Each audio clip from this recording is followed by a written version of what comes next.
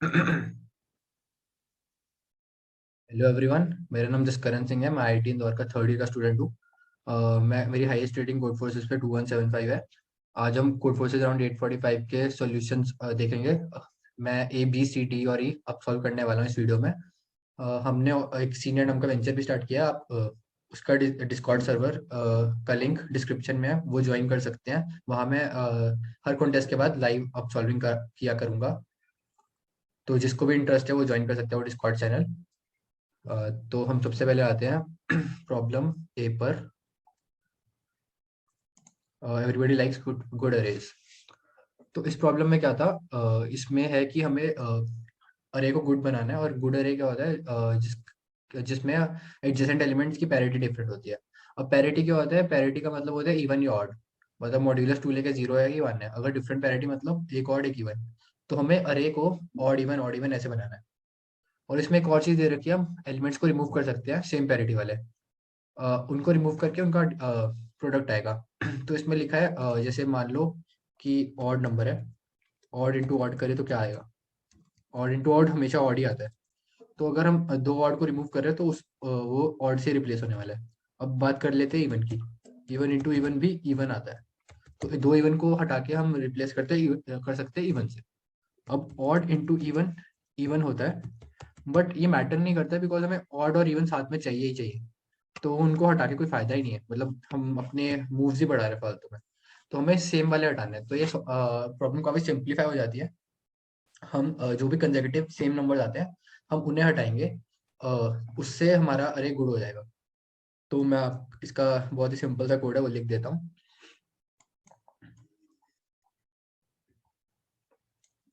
तो ये देखो, पहले मैं इनपुट लूंगा,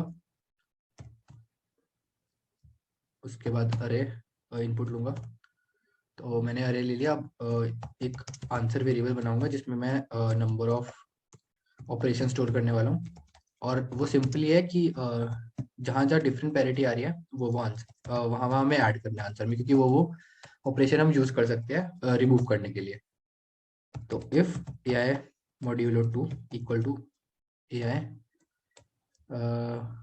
is not equal to A I minus, sorry, equal to ही आएगा। जहाँ इक्वल है वहाँ हमें रिमूव करना है। तो हम आंसर प्लस प्लस कर देंगे और ये हमारा ओवरऑल आंसर होने वाला है।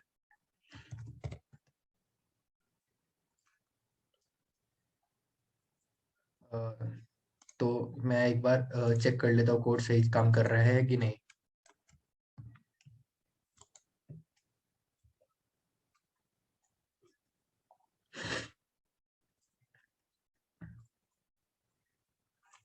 हाँ, तो सही काम कर रहा है।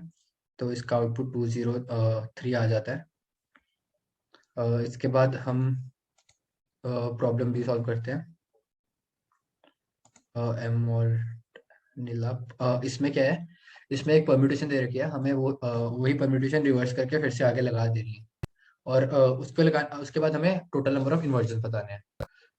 तो मैं एक बार आपके लिए इस प्रॉब्लम को सिंप्लीफाई कर देता हूँ। हम एज्यूम करते हैं कोई एक परम्यूटेशन है हमारे पास। मतलब अगर हम किसी एक परम्यूटेशन के लिए चेक कर रहे हैं, मान लो ऐसे कोई परम्यूटेशन 2 1 3 5 4, एक परम्यूटेशन ये है। मान लो, मतलब ऐसे तो n फैक्टोरियल परम्यूटेशन होंगे, पर हम फिलहाल ये वाली परम्यूटेशन में देख रहे हैं कितने इन्वर्जन होने वाले हैं। तो जो ओवरऑल परम्यूटेशन आएगी वो आएगी ये और इसका रिवर्स, राइट। 3 1 2 हमें इस पूरे में टोटल नंबर ऑफ इन्वर्जन बताने हैं। मान लो नंबर ऑफ इन्वर्जन, चलो इसको p मान लेते हैं, this permutation equal to p। तो inversion in p equal to x, मान लो ये है inversion of p equal to x है। अब मुझे अगर और इन्वर्जन क्या होते हैं वैसे? इन्वर्जन होते हैं like number of A of I greater than less than A of j when i is greater than j। इसका मतलब ये है कि जब भी कोई नंबर से बड़ा नंबर उससे पहले आ रहा हो तो वो नंबर ऑफ इन्वर्जन होता है। अगर 3 के लिए यहाँ पे 4 के लिए देखें तो नंबर ऑफ इन्वर्जन वन है कि एक 5 ही है जो उससे बड़ा आ रहा है। या 1 के लिए भी नंबर ऑफ इन्वर्जन वन है क्योंकि 2 है उससे पहले आ रहा है और बड़ा है। अब अगर हम ऑल्टरनेट केस देखें, if a of i is less than a of j, when I is less than j, इसकी वैल्यू क्या होने वाली है? मतलब हाँ, इसकी वैल्यू क्या होने वाली है? इसकी वैल्यू हम एक्चुअली निकाल सकते हैं इजीली बिना कैलकुलेट करे। अगर मान लो इसके इन्वर्जन x है, तो इसकी वैल्यू क्या हो सकती है? अब देखा जाए तो अगर हम हर एक पेयर देखें तो या तो ये चीज होगी या तो ये चीज होगी, मतलब दोनों में से कुछ तो होना ही पड़ेगा, है ना? अगर कोई भी पेयर देखते हैं, मतलब उसमें मान लो आई ग्रेटर देन जे है, तो या तो ए आई लेस देन ए जे होगा या ए आई ग्रेटर देन ए जे होगा। तो टोटल नंबर ऑफ पेयर्स कितने हैं? N into N minus one by to.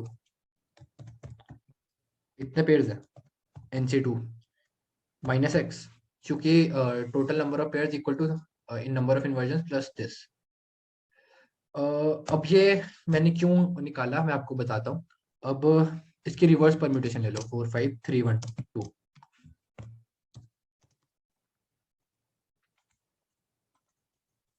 अब देखो, अगर इसमें नंबर ऑफ इन्वर्जन एक्स थे, तो अगर उसकी बिल्कुल उल्टी परम्यूटेशन ली जाए, तो उसमें नंबर ऑफ ये एलिमेंट्स भी एक्स होंगे, क्योंकि ये बिल्कुल रिवर्स है। जो पेयर्स इसमें इन्वर्टेड थे, उसके रिवर्स में वो नहीं होंगे। जो बचे पेयर्स हैं वो इन्वर्टेड होंगे, जो इसके रिवर्स में होंगे। तो इसकी number of inversion basically, inversion of this permutation is basically this. तो दोनों के सम ऑफ इन्वर्जन क्या हुआ? n into N minus one by to.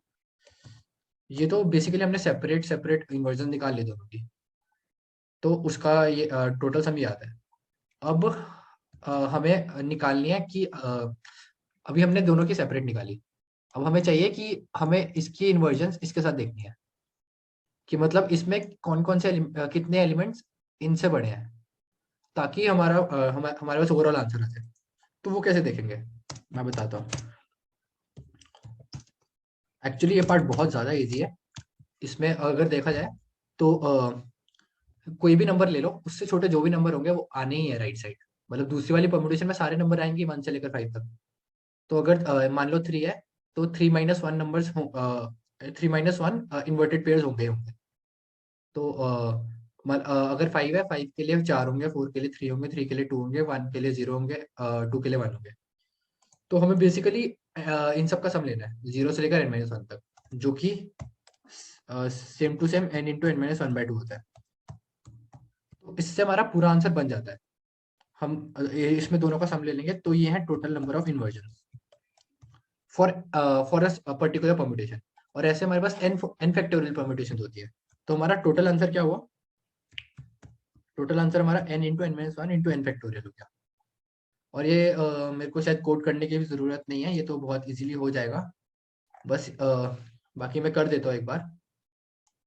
मेरे पास n है। अब मैं सबसे पहले तो n फैक्टोरियल ले लेता हूँ, n equal to n long long answer equal to 1, answer equal into i. और ये याद रखना, मॉड्यूलस जो है वो भी लेना है, क्योंकि ये ये लिमिट एक्सीड कर सकता है, जो इंटीजर की लिमिट होती है लॉन्ग इंटीजर की। इसलिए हमें हर स्टेप के बाद मॉड्यूलस मॉड्यूलस लेना ही लेना है। अब इसके बाद हम आंसर इंटू 10 n कर देंगे, फिर से मॉड्यूलस लेंगे,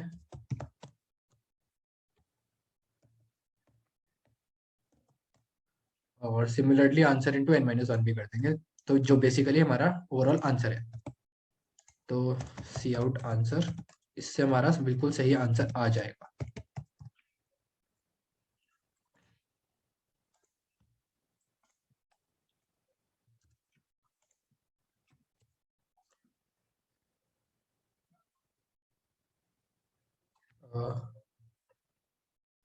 गलत आ रहा है, देखता हूँ कुछ गलती हुई है।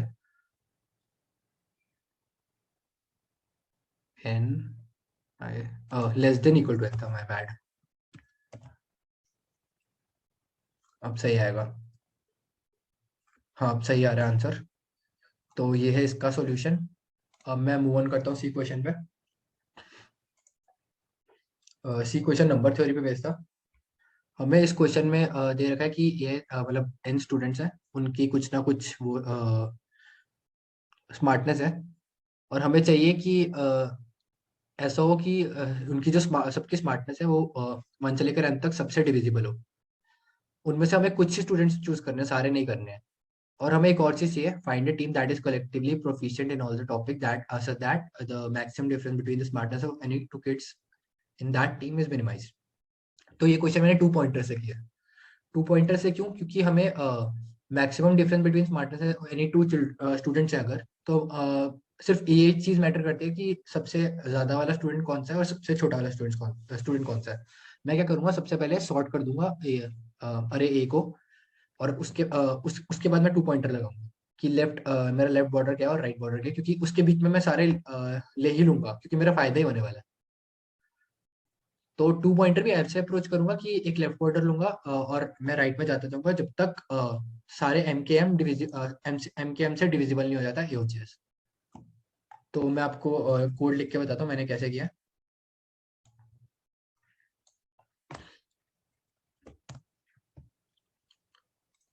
पहले हाँ, एक एम बी इनपुट लेना है मेरे को। अब मैं सॉर्ट कर लूंगा ए को,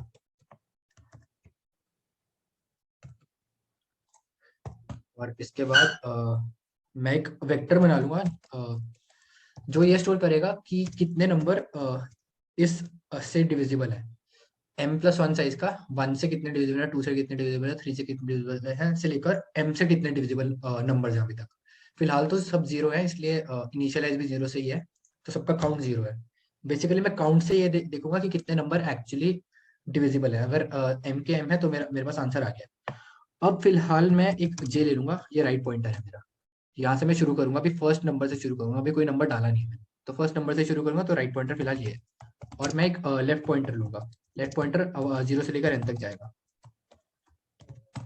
अब सबसे पहला स्टेप मेरा क्या है? सबसे पहला मेरा ये स्टेप है कि मैं अब राइट पॉइंटर को बढ़ाने की कोशिश करूंगा, राइट पॉइंटर पे देखूंगा पहले। तो while j is less than n, ये तो अंडरस्टूड है। अब इसके बाद and k is not equal to m, जब तक k m के इक्वल नहीं हो जाता है। अभी k जीरो, माय बैड, मैंने डिफाइन नहीं किया। इंट k ये काउंट कर रहे हैं कि 1 से लेकर m तक कितने नंबर्स से डिविजिबल है, जो स्मार्टनेस है किड्स की जो भी इंक्लूडेड है। तो अब मैं ये कैसे चेक करूंगा कौन कौन से नंबर डिविजिबल है? इसका बहुत ही सिंपल तरीका है नंबर थ्योरी से, जिसकी कॉम्प्लेक्सिटी ओ ऑफ रूट है। मैं ए ऑफ जे के रूट तक ये चेक करूंगा कौन कौन से नंबर उससे डिविजिबल है, और जो बचे फैक्टर्स हैं वो ए ऑफ जे बाय, मान लो एक्स से ए ऑफ जे एक्स से डिविजिबल है, तो ए ऑफ जे बाय एक्स भी उसका दूसरा फैक्टर होने वाला है। इससे सारे फैक्टर्स कवर हो जाएंगे। तो बेसिकली ये है कोड जो मैं जिसकी मैं बात कर रहा हूँ, L equal to 1, L into L is less than equal to A of J और एल प्लस प्लस। तो ये इसकी कॉम्प्लेक्सिटी ओ ऑफ जो मैक्सिमम वैल्यू 10⁵ ही जाती है, तो रूट ऑफ 10⁵ है। तो मैं इससे सारे फैक्टर्स देख लूंगा। If a of j modulus l equal to 0, तो ही मैं आगे जाऊंगा। सबसे पहली चीज तो ये है। अब जैसे कि एल फैक्टर है, तो मैं ये बढ़ा सकता हूँ, एक्स ऑफ एल बढ़ा सकता हूँ, बिकॉज एल से डिविजिबल है ये। बट मैं ये भी देखूंगा if l is less than equal to m, क्योंकि मेरा साइज एम तक ही है, नहीं तो रन टाइम एरर वगैरह आ जाएगा। If l is less than equal to m, तो मैं क्या करूंगा, मैं एक और चीज देखूंगा कि एक्स ऑफ एल की वैल्यू क्या है। एक्स ऑफ एल अगर 0 है तो मैं के बढ़ा दूंगा। के क्यों बढ़ाऊंगा? क्योंकि अभी तक ये इंक्लूड नहीं हुआ था एल, पर अगर वो 0 था तो एक्स ऑफ एल बढ़ने वाला है, तो मतलब वो इंक्लूड होने वाला है, तो इसका मतलब मैं के बढ़ा दूंगा। मैं similarly A of J by L के लिए भी सेम चीज करूंगा। X of A of J by L plus plus ये चीज भी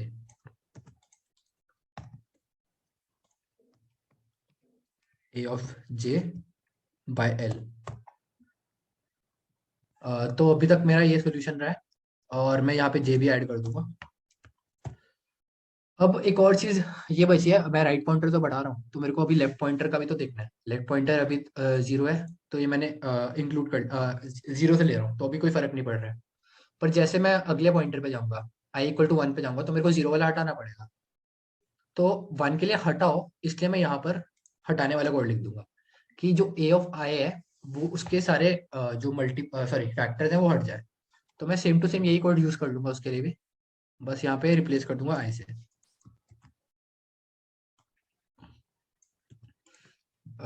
तो मैं क्या कर रहा हूँ यहाँ पे ए ऑफ जे की जगह ए ऑफ आई कर दे रहा हूँ, और जहां जहाँ के प्लस प्लस था मैं माइनस माइनस कर दूंगा। अभी मैं एक और चीज बची है, एक और चीज देखनी बची है, वो मैं आपको बताता हूँ अभी। यहाँ भी आए, यहाँ भी आए।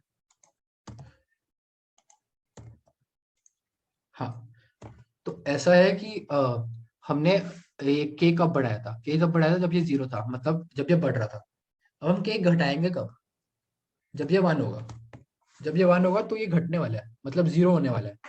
अब जब 0 हो जाएगा तो मतलब वो किसी भी नंबर में नहीं आ रहा है, वो वाला एल, वो किसी भी नंबर में नहीं आ रहा है, तो मैं के की भी वैल्यू घटा दूंगा, क्योंकि वो किसी चीज भी चीज को डिवाइड नहीं करता है, तो यहाँ भी 1 लिख दूंगा। और अब मेन चीज ये है, मैं एक आंसर भी स्टोर, आंसर में आंसर वेरिएबल बनाऊंगा जिसमें मैं आंसर स्टोर कर रहा हूँ। और इसमें आंसर कैसे देख रहा हूँ, मैं राइट पॉइंटर देख रहा हूँ बेसिकली। सबसे पहले तो मैं ये चेक करूंगा कि के एम है कि नहीं। अगर के एम नहीं है तो फायदा ही नहीं है, क्योंकि एम है तो ही आंसर कंसीडर होगा। और अगर के एम है तो मैं मिनिमम लूंगा, क्योंकि मेरे को मिनिमम डिफरेंस चाहिए मैक्सिमम और मिनिमम का। तो minimum of answer comma A of दोनों पॉइंटर्स का डिफरेंस, तो ये है मेरा आंसर। और लास्ट में मैं ये चेक करूंगा कि आंसर 10⁹ के बराबर है कि नहीं है। अगर नहीं है तो मैं वही प्रिंट कर दूंगा, अगर है तो मेरे को -1 प्रिंट करना है, क्योंकि इसका मतलब ये है मेरा कोई आंसर ही नहीं आ रहा है। और वो क्लियरली मेंशन है कि -1 प्रिंट करना है उसमें। मैं दिखा देता हूँ। और यहाँ पर if there is no solution output -1। अब मैं सॉल्यूशन चेक करूंगा अपना।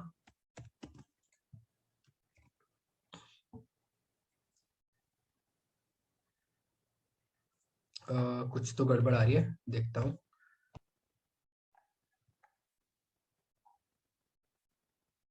हाँ, तो अब सही आंसर आ रहा है इसका, -103। अब मैं मूव ऑन करता हूँ क्वेश्चन डी पे।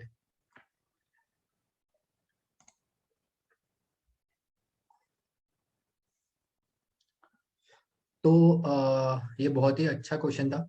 इस पे ये चेक करना है कि इस पे एक्चुअली हमें ये देखना है कि हर हर हर टाइम 0 से लेकर 10⁻100 के लिए क्या क्या वैल्यूज होंगी जोर की किसी वर्टेक्स पे। तो मैंने क्या किया, मैं आपको यहाँ पर समझाता हूँ एक ड्राइंग के थ्रू। मैं एक ट्री ले रहा हूँ ऐसा।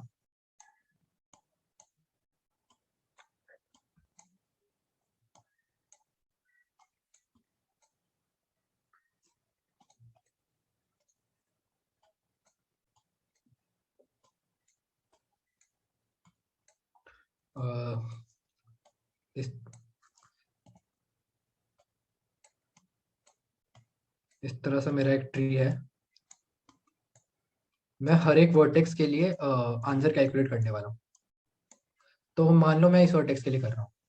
इस वर्टेक्स के लिए सबसे पहले तो अ, वही आंसर t = 0 पे देखूंगा। t = 0 पे या तो 0 हो सकता है या 1 हो सकता है, पर उनके भी कितने वेज हैं।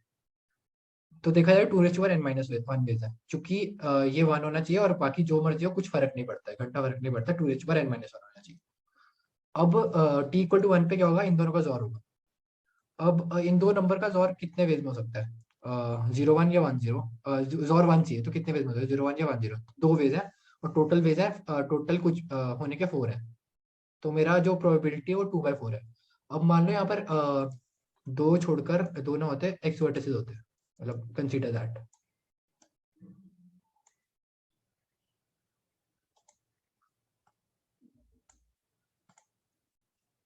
यहाँ पे मैं दो और वर्टिसेस बना दे रहा हूँ, मतलब ऐसे मान लो कुछ एक्स नंबर ऑफ वर्टिसेस होते हैं यहाँ यहाँ यहाँ। तो उस उसमें क्या होता है, मान लो एक्स वर्टिसेस होते हैं उस साइड पे, मतलब एक्स t = 1 पे एक्स वर्टिसेस होते हैं। तो कितने वेज में जोर उसका 1 होता, मतलब क्या कितने वेज होते हैं। तो अगर आप मैथमेटिकली कैलकुलेट करोगे तो 2⁻x−1 वेज होते हैं। और टोटल वेज क्या मतलब टोटल परम्यूटेशंस क्या होती है सबकी 2⁻x। तो जो प्रोबेबिलिटी है वो हमेशा 1/2 आ रही है, चाहे x कुछ भी हो, मतलब जितने मर्जी वर्टेसेस हो यहाँ पर, तो 1/2 प्रोबेबिलिटी है कि इसका जोर 1 होगा। और अगर 1/2 प्रोबेबिलिटी है तो टोटल वेज कितना है 2⁻n। तो 2⁻n-1 वेज है कि t=1 पे भी ये 1 आता। अब सिमिलरली हम यहाँ पे देखेंगे t=2 के लिए एक्चुअली जो इसका जोर होगा ये इन तीनों का जोर होगा, और इन तीनों का जोर की प्रोबेबिलिटी क्या है 1/2। तो ऐसा है कि हर हाइट पे जो प्रोबेबिलिटी है जोर होने की वो 1/2 ही आ रही है हर वर्टेक्स के लिए। तो ऐसा है कि जो भी इसकी हाइट होगी यहाँ से, जैसे इसकी 3 हाइट टोटल 1 2 3, तो 3 के लिए एक 2⁻n-1 आएगा। अ, मतलब हाँ, मतलब हर एक हाइट के लिए 2⁻n-1 वेज होंगे, और टोटल ऐड ही 2⁻n-1 होगा तीनों के लिए, 2⁻n-1 2⁻n-1 2⁻n-1 सिर्फ इस वर्टेक्स के लिए। तो इसकी जो वैल्यू है 3 × 2⁻n-1 हो गई। तो हर एक वर्टेक्स के लिए क्या वैल्यू क्या आ रही है, जो भी इनकी अपनी पर्टिकुलर हाइट्स है इंटू 2⁻n-1। तो ये बहुत ही सिंपल प्रॉब्लम बन गया है, मुझे बस हाइट कैलकुलेट करनी है सबकी। इसका मैं कोड कॉपी कर लेता हूँ, क्योंकि सिंपल ये ज़्यादा मुश्किल नहीं है। मैं आपको कॉपी पेस्ट करके समझा दूंगा। तो ये है कोड। मैं सबसे पहले एन इनपुट ले रहा हूँ, फिर ट्री इनपुट लिया। मैंने एक आंसर डिफाइन किया जो मेरा आंसर स्टोर कर रहा है, आंसर वेरिएबल, और इसमें मैंने 2⁻n-1 पहले निकाल लिया मॉड्यूलस के साथ। और इसके बाद मैं डीएफएस कर रहा हूँ। डीएफएस क्यों कर रहा हूँ, ताकि मेरे को सबकी हाइट मिल पाए। मैंने एक वेरिएबल पी लिया है, उसमें मैं ये स्टोर कर रहा हूँ कि सबकी हाइट्स का सम क्या आ रहा है, क्योंकि हमें इवेंचुअली वही चाहिए। जो सबकी हाइट्स का सम होगा वो आंसर से मल्टीप्लाई होके वो ओवरऑल आंसर बन जाएगा। तो डीएफएस फंक्शन जो हाइट कैलकुलेट कर रहे हैं, यहाँ पे जो आंसर वेरिएबल है वो वाला आंसर नहीं है, वो पी के इक्वल है, जो कि इनिशियली 0 है। तो ये सम ऑफ हाइट स्टोर कर रहा है, और जो के है वो हाइट है। और हाइट कैसे निकालते हैं, जो जो भी इसके सारे चिल्ड्रन है, चिल्ड्रन में जो सबसे मैक्सिमम हाइट वाला है उसमें 1 प्लस कर देंगे तो इसकी हाइट आ जाएगी, उस वर्टेक्स की हाइट आ जाएगी। तो मैं आंसर में के ऐड कर रहा हूँ और आंसर का भी मॉड्यूलस ले रहा हूँ। यहाँ पे मॉड्यूलस ना लेने से मेरा रॉन्ग टेस्ट 5 आ गया था।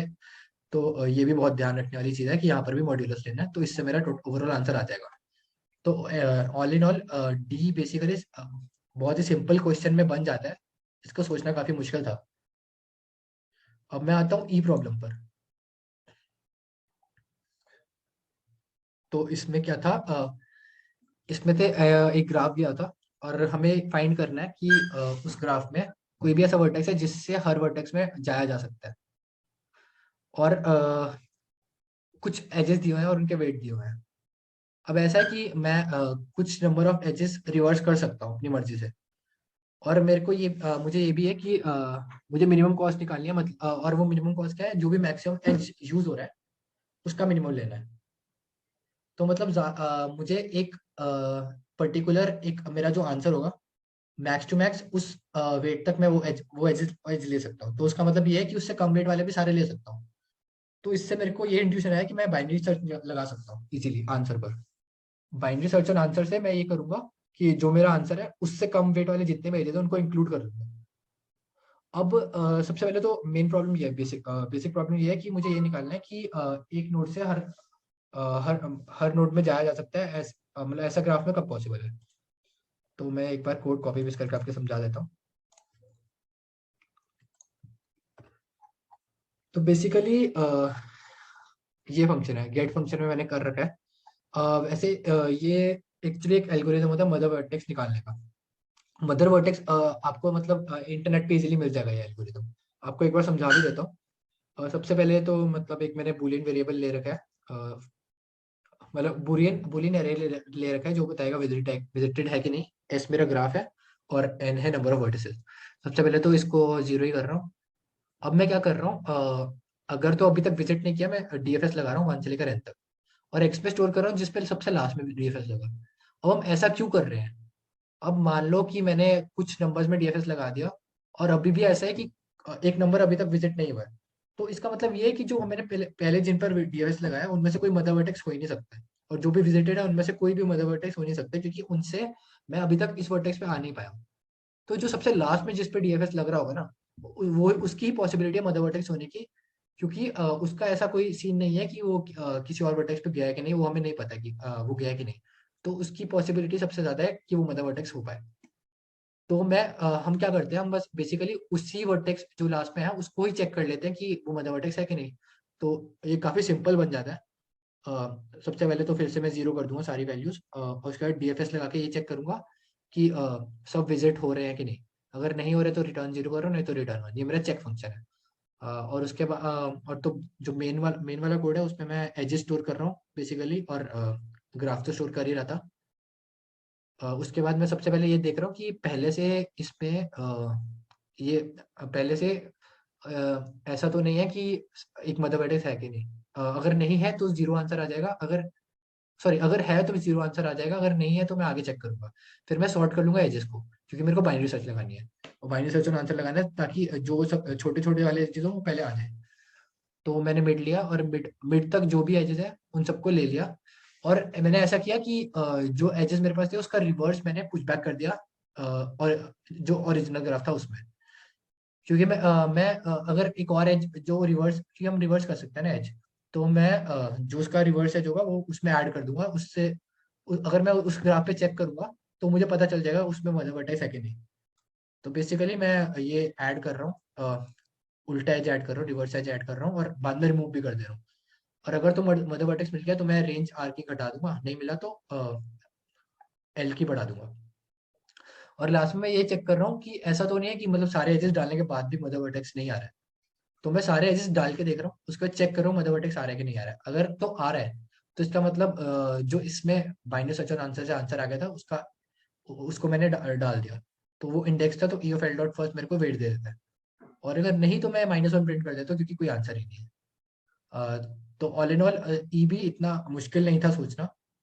बस मदर वर्टेक्स वाला पार्ट थोड़ा मुश्किल है सोचना, वो इंटरनेट पे मिल जाता है, और बाइनरी सर्च वाला भी थोड़ा इंट्यूशन बेस्ड था। तो बाकी thank you guys, this is all for the video, and you can follow our Discord channel. मैं आगे से उस पे ही अब सॉल्व करने वाला हूँ, लाइव सॉल्विंग करने वाला हूँ सीनियर के डिस्कॉर्ड चैनल पे। तो जिसको भी इंटरेस्ट हो वो ज्वाइन कर लेना।